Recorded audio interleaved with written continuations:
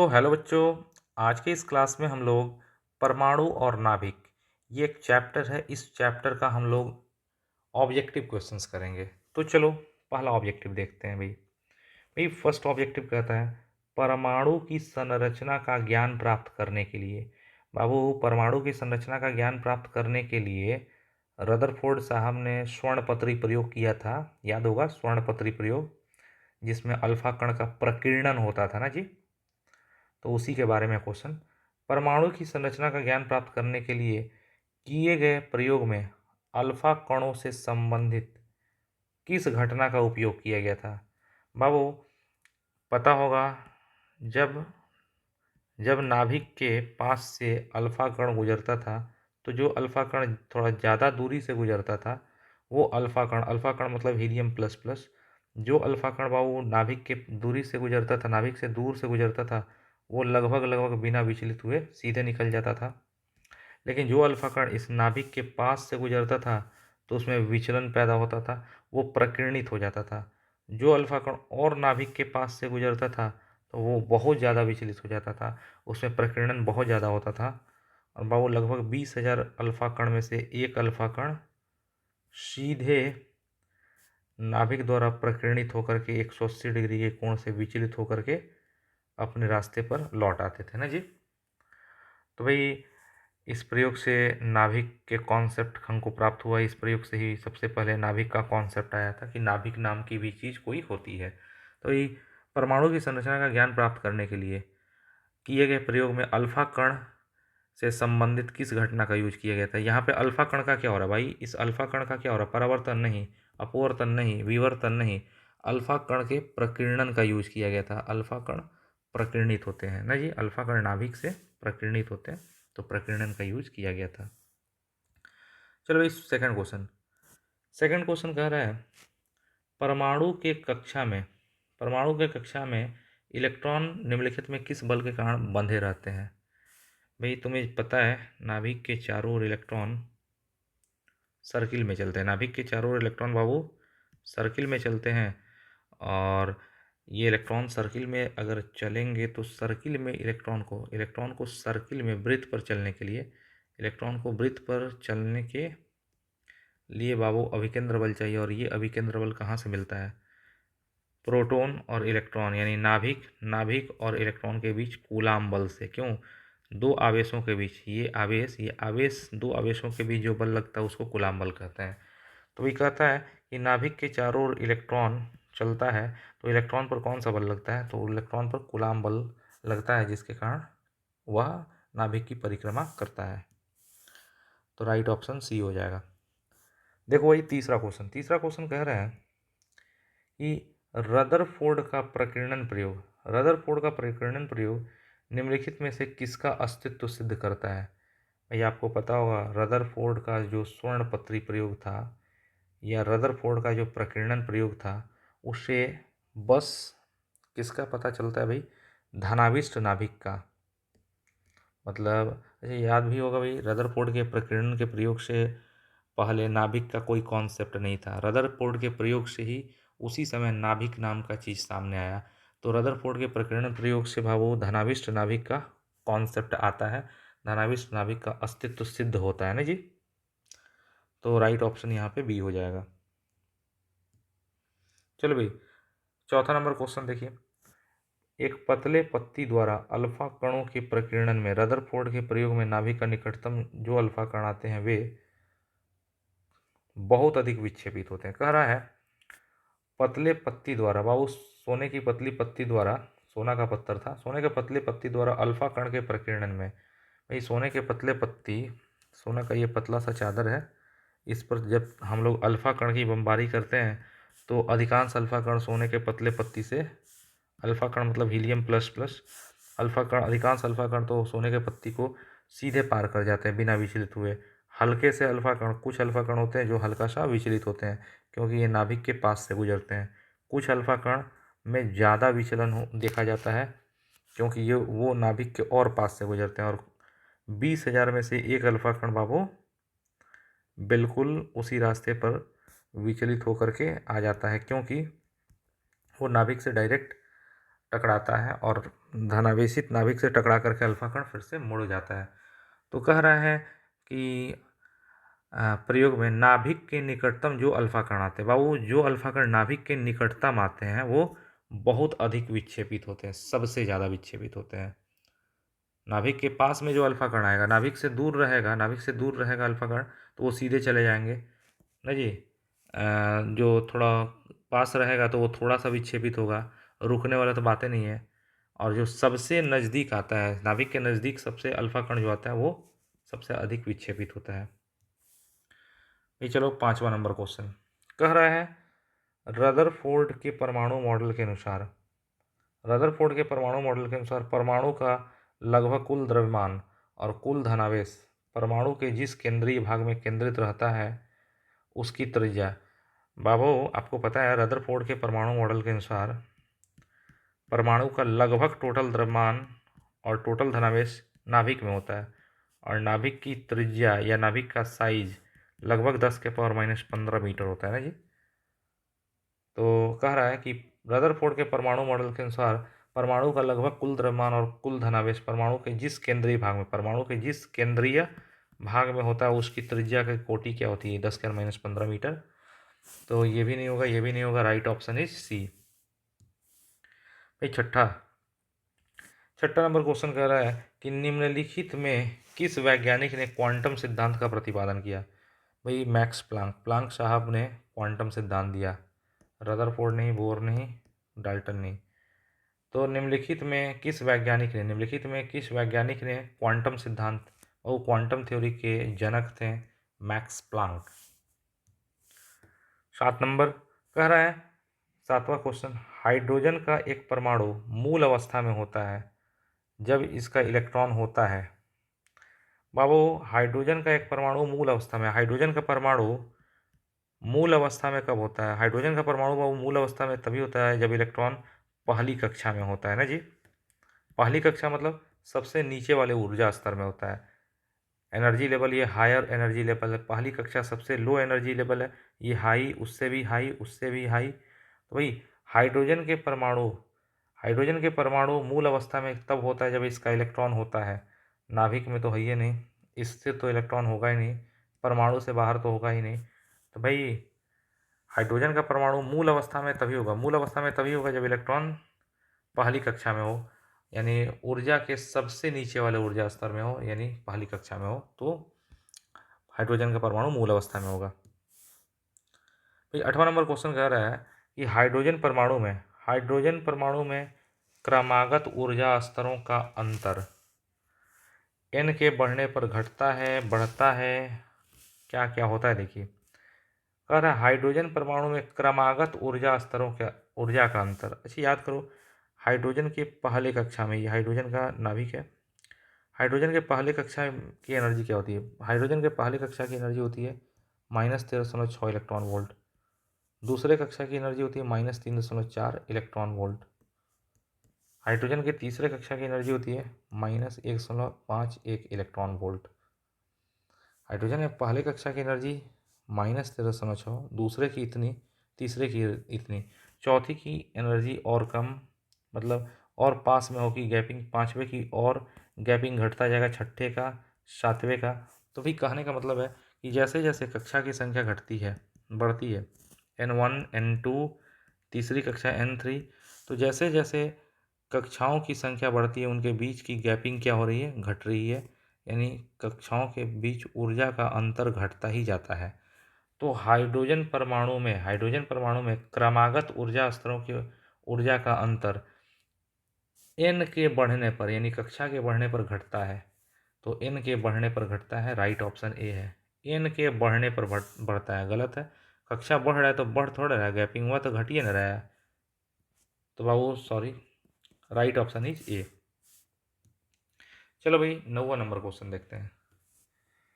Hydrogen परमाणु के प्रथम कक्षा में इलेक्ट्रॉन की चाल और प्रकाश के चाल का अनुपात होता है।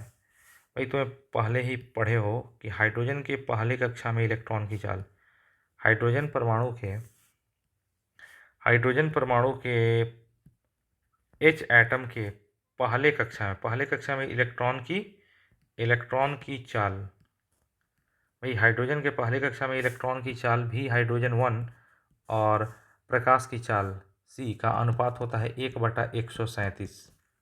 तो याद रखना, एक्चुअली जानते हो क्या होता है, हाइड्रोजन के पहले कक्षा में इलेक्ट्रॉन की जो चाल होती है ना, लाइट के चाल से 137 गुनी कम होती है। तो हाइड्रोजन के पहले कक्षा में इलेक्ट्रॉन की चाल भी हाइड्रोजन 1 और c का अनुपात होता है 1/137। तो बाबू 1/137 बी नंबर ऑप्शन है, तो बी नंबर ऑप्शन सही होगा। 10 नंबर क्वेश्चन कह रहा है हाइड्रोजन परमाणु के बोर कक्षा में इलेक्ट्रॉन की गतिज ऊर्जा और परमाणु की स्थितिज ऊर्जा का अनुपात होता है। बाबू हाइड्रोजन के परमाणु में इलेक्ट्रॉन की गतिज ऊर्जा के ई। बाबू याद करो, हम जब पढ़े हुए थे तो नाभिक के चारों ओर इलेक्ट्रॉन जब गोल गोल घूमता है तो इलेक्ट्रॉन की गतिज ऊर्जा आई थी 1/8πε0 Zd²/r। इलेक्ट्रॉन की गतिज ऊर्जा थी। और इलेक्ट्रॉन की स्थितिज ऊर्जा पोटेंशियल एनर्जी थी -1/4πε0 Zd²/r। और दोनों का अनुपात निकाल दो। हम पढ़े थे कि नाभिक के चारों इलेक्ट्रॉन चलता है तो उसकी गतिज ऊर्जा 1/8πε0 और Zd²/r, और पोटेंशियल एनर्जी होती है -1/4πε0 Zd²/r। तो गतिज और स्थितिज ऊर्जा का अनुपात, तो गतिज ऊर्जा के ई बटा स्थितिज ऊर्जा पी ई। गतिज ऊर्जा बाबू 1/8πε0 Zd²/r और स्थितिज ऊर्जा 1/4πε0 माइनस में होता है -1/4πε0 Zd²/r। ये कट जाएगा बाबू, 4 दूना 8 हो जाएगा, πε0 कट जाएगा, तो -1/2 तो राइट ऑप्शन इज सी। अब भाई 11 नंबर देख लीजिए। कह रहा है हाइड्रोजन स्पेक्ट्रम की कौन सी सीरीज दृश्य क्षेत्र में पड़ती है। भाई याद करो, हाइड्रोजन स्पेक्ट्रम में 6 सीरीज पाई जाती है। Lyman series, Balmer series, Paschen series, Brackett series, Pfund series, 5 या कभी कभी 6 भी कह देते हैं हम्फ्री सीरीज। तो भाई हाइड्रोजन स्पेक्ट्रम में 6 सीरीज पाई जाती है, लाइमन, बामर, पास्टन, ब्रैकेट, फुंड और हम्फ्री। लाइमन सीरीज बाबू पराबैंगनी क्षेत्र में पड़ती है, अल्ट्रा वायलेट पराबैंगनी, ये दिखाई नहीं देती है। बामर सीरीज दृश्य क्षेत्र में पड़ती है, विजिबल रीजन में पड़ता है। और बाबू पास्टन, ब्रैकेट, फुंड और हम्फ्री ये इंफ्रारेड अवरक्त में पड़ता है, मालूम है ना। तो हाइड्रोजन स्पेक्ट्रम में 6 सीरीज होती है, लाइमन, बामर, पास्टन, ब्रैकेट, फुंड और हम्फ्री। पहली सीरीज जो लाइमन सीरीज होती है वो पराबैंगनी में पड़ती है, अल्ट्रावायलेट, और बामर जो होती है वो दृश्य में पड़ती है, विजिबल, यही दिखाई देता है। और पास्टन, ब्रैकेट, फुंड और हम्फ्री जो सीरीज होती है बाबू अवरक्त में पड़ती है, ये याद रखिएगा। तो पहली वाली बाबू पराबैंगनी है, दूसरी दृश्य है जो दिखाई देती है, और ये 4 ठो नीचे का अवरक्त है। तो हाइड्रोजन स्पेक्ट्रम में कौन सी सीरीज दृश्य क्षेत्र में पड़ती है, तो दिखाई देने वाला दृश्य में कौन पड़ता है भाई, बामर। तो बाबू बामन सीरीज वही बामर सीरीज, तो लाइमन नहीं होगा, बामर राइट आंसर होगा, राइट आंसर बी। भाई अब देखो 12 नंबर क्वेश्चन कहता है हाइड्रोजन स्पेक्ट्रम की कौन सी सीरीज पराबैंगनी में पड़ती है। बाबू पराबैंगनी में पहला का पड़ता है लाइमन, तो लाइमन होगा, right option is A. 13 number देखो, हाइड्रोजन स्पेक्ट्रम की कौन सी सीरीज यानी श्रेणी अवरक्त भाग में नहीं पड़ती है। बाबू 4 ठो नहीं पड़ता है, अवरक्त में 4 ठो निचवा वाला नहीं पड़ता है, और बाकी 2 को तो पड़ता है। सॉरी, हाइड्रोजन स्पेक्ट्रम में कौन सी सीरीज अवरक्त भाग में नहीं पड़ती है। अच्छा, 4 ठो तो पड़ता है ना जी, नीचे वाला 4 ठो पड़ता है, और कौन नहीं पड़ता है, लाइमन नहीं पड़ता है और बामर नहीं पड़ता है। इसमें लाइमन ही दिया है तो लाइमन नहीं पड़ेगा। लाइमन किस में पड़ता है, ये तो पराबैंगनी में पड़ता है ना जी। तो अवरक्त में कौन नहीं पड़ता है, हम्फ्री भी, ब्रैकेट भी, फुंड भी, ये सब अवरक्त में, नीचे वाला 4 ठो में ये अवरक्त में पड़ता है, तो कौन नहीं पड़ता है, लाइमन। भाई 14 नंबर का आता है जड़ परमाणु संख्या वाले परमाणु की किसी दी गई कक्षा में इलेक्ट्रॉन की ऊर्जा समानुपाती होती है। भाई इलेक्ट्रॉन की टोटल एनर्जी का सूत्र क्या था, ई बराबर माइनस जेड स्क्वायर बटा एन स्क्वायर, जेड स्क्वायर बटा N square into 13.6 electron volt. याद है बाबू?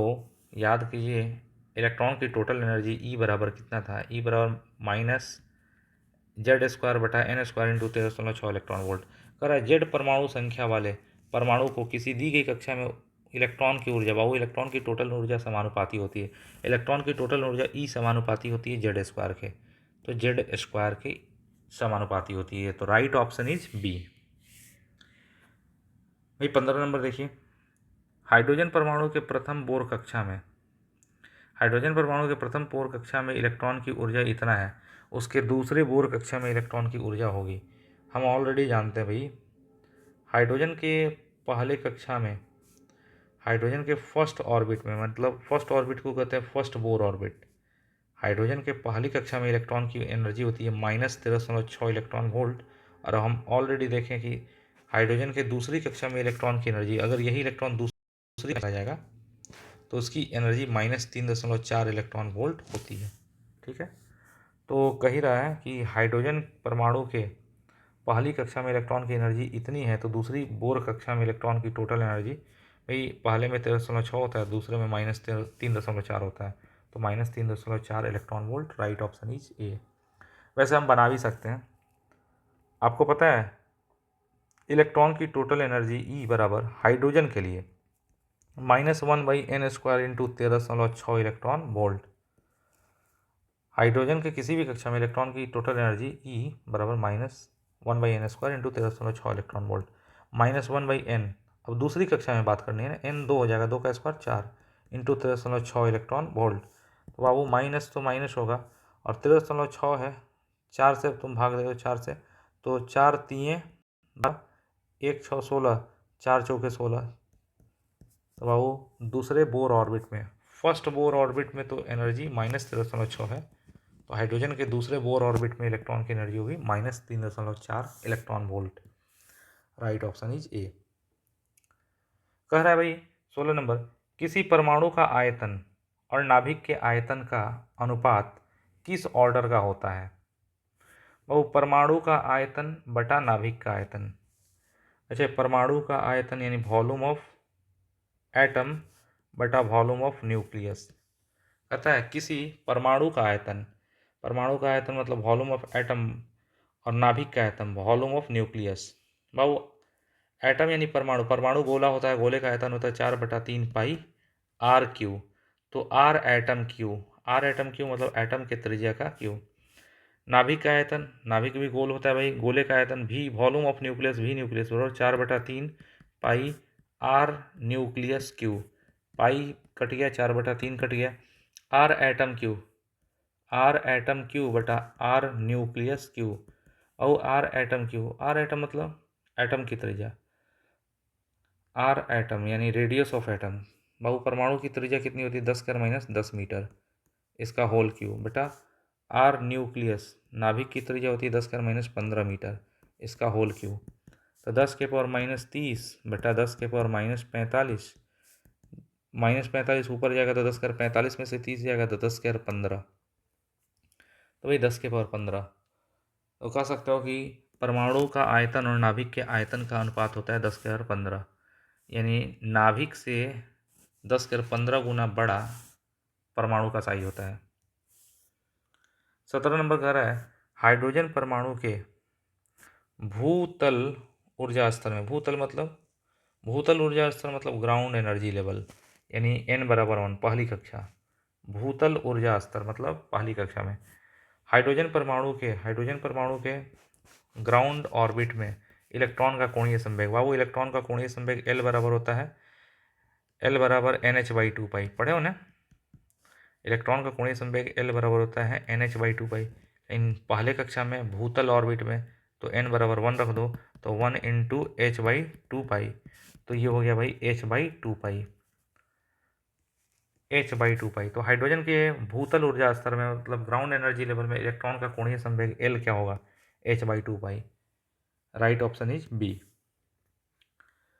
बाबू अब 18 नंबर क्वेश्चन देखिए, H2 नहीं लिखा रहेगा, H है, तो हाइड्रोजन परमाणु में इलेक्ट्रॉन की प्रथम कक्षा की त्रिज्या इतना है, तो तीसरे कक्षा की त्रिज्या होगी। बाबू ये बताने की क्या ज़रूरत है, हम ऑलरेडी पढ़े हैं कि हाइड्रोजन के पहले कक्षा की त्रिज्या, हाइड्रोजन परमाणु के पहले कक्षा की त्रिज्या होती है 0.53 एंगस्ट्रॉम। हाइड्रोजन में दूसरे कक्षा की त्रिज्या होती है ये त्रिज्या 2.12 एंगस्ट्रॉम। हाइड्रोजन की तीसरे कक्षा की त्रिज्या हम लोग ऑलरेडी पढ़े हैं 4.77 एंगस्ट्रॉम, ये निकाल भी सकते हैं। कर हाइड्रोजन परमाणु के इलेक्ट्रॉन के पहले कक्षा की त्रिज्या, हाइड्रोजन के बाबू पहले कक्षा की त्रिज्या इतनी एंगस्ट्रॉम है, तो तीसरे कक्षा की त्रिज्या होती है 4.77 एंगस्ट्रॉम। वैसे बाबू इसका सूत्र होता है हाइड्रोजन के किसी भी कक्षा की त्रिज्या r बराबर 1/n² इंटू 0.53 एंगस्ट्रॉम। नहीं जी, 1/n² नहीं होता है, एक्चुअली n² होता है। आपको ये याद रखना चाहिए भाई कि हाइड्रोजन परमाणु की किसी भी कक्षा की त्रिज्या r बराबर n² इंटू 0.53 एंगस्ट्रॉम, ये होता है। n पहली कक्षा नहीं कर रहे हैं, दूसरी नहीं कर रहे हैं, तीसरी कक्षा, तो n है 3, 3 का स्क्वायर 9 इंटू 0.53 एंगस्ट्रॉम। 9 3 27 के साथ, 9 3 27 के साथ हो गया भाई।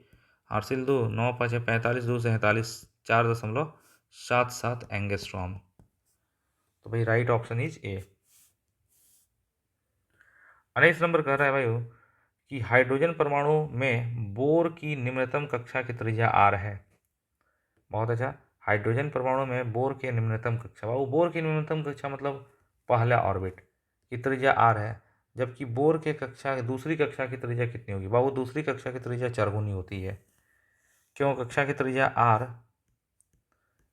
n² के समानुपाती होता है। हम पढ़े हैं हाइड्रोजन के परमाणु की कक्षा की त्रिज्या r n² के समानुपाती होता है। बाबू दूसरी कक्षा यानी n अगर 2 कर दोगे, n 2 कर दोगे तो 2 का स्क्वायर 4 गुना, तो त्रिज्या 4 गुनी बढ़ जाएगी। तो अगर पहले कक्षा की त्रिज्या r है तो दूसरे की 4r होगी। Right option is D. 20 number, प्रथम 3 बोर कक्षाओं की त्रिज्याओं का अनुपात होता है। बाबू हम जानते हैं हाइड्रोजन के परमाणु के कक्षा की त्रिज्या r जो होती है, r समानुपाती होता है n², r समानुपाती होता है n²। अगर n पहली कक्षा की बात की जाए तो 1 का स्क्वायर 1, दूसरी कक्षा की बात की जाए 2 का स्क्वायर 4, तीसरी कक्षा की बात की जाए 3 का स्क्वायर 9। तो पहले, दूसरे और तीसरे कक्षा की त्रिज्या का अनुपात होता है 1:4:9, 1:4:9। तो भाई राइट ऑप्शन इज सी। भैया अब 21 नंबर क्वेश्चन देखिए, कह रहा है हाइड्रोजन परमाणु की r त्रिज्या की कक्षा में इलेक्ट्रॉन की गतिज ऊर्जा, इलेक्ट्रॉन की गतिज ऊर्जा देखनी है। r त्रिज्या वाले हाइड्रोजन परमाणु के कक्षा में इलेक्ट्रॉन की गतिज ऊर्जा, इलेक्ट्रॉन की गतिज ऊर्जा के ही क्या आई थी याद कीजिए। इलेक्ट्रॉन की गतिज ऊर्जा 1/8πε0 हम कैलकुलेट किए थे, तो Zd²/r, और अगर हाइड्रोजन की बात है तो Z हो गया 1। तो बाबू 1/8πε0 और 1 इंटू e², Zd² मतलब 1 इंटू E²/r। लेकिन 1/8πε0 कहीं नहीं है, 8π नहीं है, सब में 4π है, तो इसको करो 1/4πε0 कर दो, और E²/4 है तो 2 कर दो, 4 दूना 8, 2r, तो 1/4πε0 E²/2r, 1/4πε0 E²/2r। Right option is B. अब देखिए भाई 22 नंबर क्वेश्चन, हाइड्रोजन की मूल अवस्था में, हाइड्रोजन की मूल अवस्था में इलेक्ट्रॉनों की गति, हाइड्रोजन के मूल अवस्था में, मूल अवस्था मतलब अब हो गया पहले कक्षा में n बराबर 1 में, हाइड्रोजन परमाणु के मूल अवस्था में यानी हाइड्रोजन परमाणु के पहले कक्षा में इलेक्ट्रॉन की गति और निर्वात में प्रकाश की चाल की गति का अनुपात होता है 1/137। हम पढ़े हैं हाइड्रोजन के पहले कक्षा में इलेक्ट्रॉन की जो गति होती है वो प्रकाश के चाल से 137 गुना कम होती है। तो हाइड्रोजन के पहले कक्षा में यानी मूल कक्षा में इलेक्ट्रॉन की गति और लाइट की गति का अनुपात होता है 1/137। राइट ऑप्शन सी हो गया ना जी।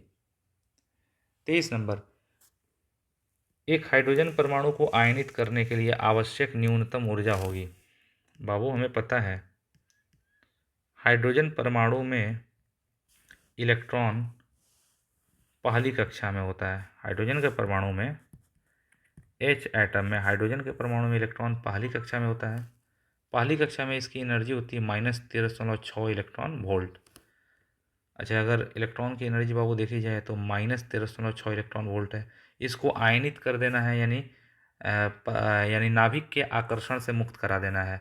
अगर इसकी एनर्जी -13.6 है, अगर इसमें +13.6 इलेक्ट्रॉन वोल्ट एनर्जी दे दें, +13.6 इलेक्ट्रॉन वोल्ट, तो माइनस और प्लस मिल करके कट जाएगा और कट करके जीरो हो जाएगा और जीरो हो जाएगा तो ये नाभिक से बाहर निकल जाएगा, आयनित हो जाएगा। तो बाबू एक हाइड्रोजन परमाणु को आयनित करने के लिए, एक हाइड्रोजन परमाणु को आयनित करने के लिए कम से कम कितनी ऊर्जा की ज़रूरत होगी?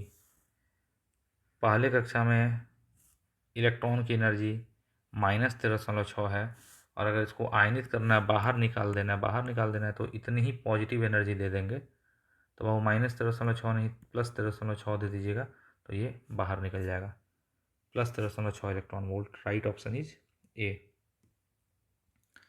24, एक उत्तेजित हाइड्रोजन परमाणु। बाबू उत्तेजित हाइड्रोजन परमाणु मतलब अगर ये हाइड्रोजन परमाणु उत्तेजित है तो इलेक्ट्रॉन तो पहली कक्षा में नहीं है, ग्राउंड स्टेट में नहीं है। पहले कक्षा को छोड़ दो, दूसरे में भी हो सकता है, तीसरे में भी हो सकता है, चौथे में हो सकता है, किसी में हो सकता है, लेकिन पहले में नहीं हो सकता है ना जी। एक उत्तेजित हाइड्रोजन परमाणु, वह उत्तेजित कब होगा? हाइड्रोजन परमाणु उत्तेजित कब होता है? जब इलेक्ट्रॉन पहले से एक्साइट होकर के दूसरे, तीसरे, चौथे किसी में भी चला गया होता है ना जी। तो अगर कोई हाइड्रोजन परमाणु उत्तेजित है, यानी इलेक्ट्रॉन पहले में नहीं है, इलेक्ट्रॉन दूसरे, तीसरे, चौथे ईटीसी में है, तो उत्तेजित हाइड्रोजन परमाणु है तो उसको आयनित करना है, इसको आयनित करना है। मतलब दो में चला गया है या तीन में चला गया है या चार में चला गया, अगर उस इलेक्ट्रॉन को या उस परमाणु को आयनित करना है तो कितनी एनर्जी चाहिए बाबू? पहले कक्षा में इलेक्ट्रॉन रहता है तो इलेक्ट्रॉन की एनर्जी होती -13.6 इलेक्ट्रॉन वोल्ट, दूसरे में रहता है -3.4 इलेक्ट्रॉन वोल्ट, तीसरे में -1.51 इलेक्ट्रॉन वोल्ट। तो भाई पहले में तो है ही नहीं है, ठीक है, उत्तेजित है तो पहले में नहीं होगा, दूसरे, तीसरे, चौथे में होगा। तो अगर दूसरे में होगा तो कम से कम कितनी एनर्जी चाहिए? +3.4। तीसरे में होगा तो +1.51 आयनित करना है तो भाई वो एक्चुअली जो एनर्जी चाहिए 3.4 इलेक्ट्रॉन वोल्ट या उससे कम ही चाहिए, क्योंकि अब इसमें होगा या इससे ऊपर में, तो इसमें होगा तब ने +3.4 और ऊपर में होगा उससे कम ही चाहिए। तो बाबू right option is D. Okay, तो ये 24वें क्वेश्चन हमने कंप्लीट कर लिया। Okay, thank you, good night.